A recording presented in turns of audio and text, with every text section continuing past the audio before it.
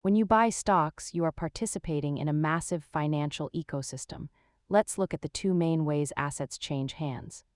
To understand how markets work, we need to distinguish between where securities are created and where they are traded.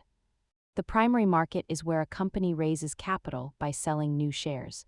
The secondary market is where investors trade those shares amongst themselves. Most daily trading volume happens on the secondary market. The primary market is crucial for growth, but less frequent for the average retail investor. You might interact with the primary market during an initial public offering, or IPO, when a company first lists its shares for public sale. The secondary market is where most of us spend our time. It provides the liquidity that allows you to buy and sell stocks easily.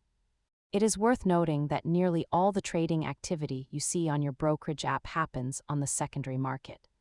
Both markets play essential roles in keeping our financial system running smoothly and efficiently for everyone involved. Understanding these mechanics is a great step in your investing journey.